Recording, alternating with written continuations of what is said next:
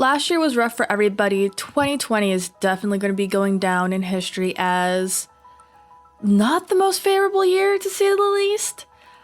Personally, my show being shut down and quarantine has showed me that I've been putting myself to the side and not properly taking care of myself. After moving across the country during a pandemic, I spent the majority of quarantine sleeping, eating, and playing video games. I really wasn't making the most with this newfound me time. Working in the film industry, especially as a production assistant, completely takes over your life. Everything becomes all about the hustle and nothing else really matters anymore. So it feels like for years I've only ever cared about work and didn't give myself a second thought. So as the new year was ringing in, I decided that I was going to take a hold of my life again and start building healthy habits to become a better version of myself. In the beginning of January, a friend of mine and I, over FaceTime, did a little personal workshop about our lives. We discussed future career options that we were contemplating, with it in mind that we would check back in with each other in a month or so to see how we were doing to achieve those goals. I had 4 goals that I had set for myself. Number 1, find a job. Number 2, create more structure in my life. Number 3, save money for school or to move. And number 4, research more about different schools in France or South Korea. Here are the 4 habits that I've incorporated into my life to help me achieve some of those goals. Number 1, waking up early. Like a lot of people, I've always liked the feeling of being up early, but the act of waking up in general has always been a difficult task for me. I love sleeping. For the majority of quarantine, though, I would stay awake until 6 or 7 in the morning and then wake up at 4 or 5 o'clock in the evening. I had absolutely no healthy sleep schedule. I felt so sluggish all the time and I felt like I couldn't be productive. It was tough doing just about anything, so I've been forcing myself to wake up earlier. At first, I started out by waking up at 12 p.m. and that for some people might still seem pretty late, but it was the first step for me. Now, I've been pretty much waking up at 9 in the morning pretty comfortably. And I've been feeling pretty good about the morning routine I created for myself. After I turn off my alarm, or alarms, my fellow heavy sleepers will understand, I typically chug a whole bunch of water because my whole mouth feels like the Sahara Desert. And I take my vitamins, I make my bed. Depending on the time or the day, I will work out immediately after waking up, or I'll hop into the shower. And then after that, I just do my skincare and or makeup, then I make breakfast, and then I sit down at my desk and check Notion and check my emails. Habit number 2, being creative again.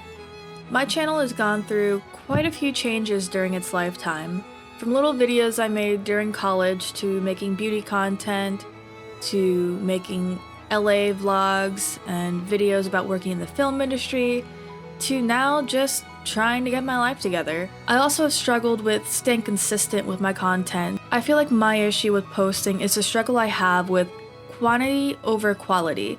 I'm currently working on focusing more on quality over quantity. My struggle with posting is the fact that I start to not like my own content when I just focus on trying to put something out. I want to thoroughly enjoy my own content, and I feel like to achieve that is to really just take my time with my videos. Maybe at some point I'll become more consistent, but for now I would like to focus on the quality of my videos. Habit number 3, learning new things. I've been focusing on learning new things lately to keep my brain engaged. I've been enjoying new recipes or rediscovering old favorites. I've also been working on learning French and Korean. Back in high school for my junior and senior year to earn my 2 foreign language credits, I took French. And being the stupid kid that I was, I didn't take it seriously. Now that I'm 25 and I've actually been to France twice now, I can say that I wish I had paid more attention in class as well as continued learning well after graduation. But c'est la vie, I'm doing my best to teach myself.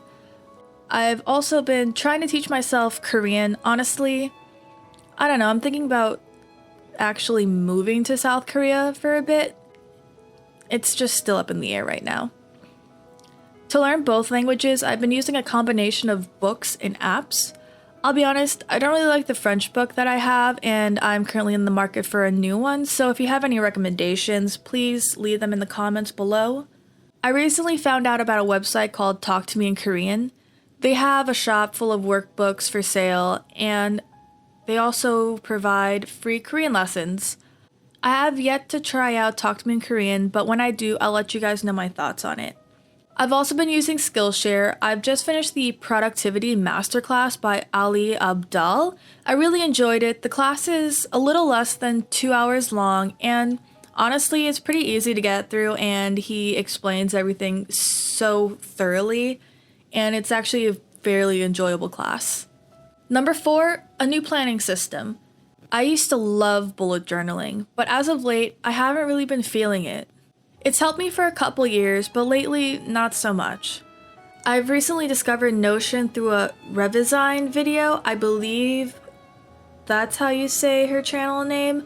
I think I was looking up productivity videos on YouTube, and her video about Notion just popped up in the search.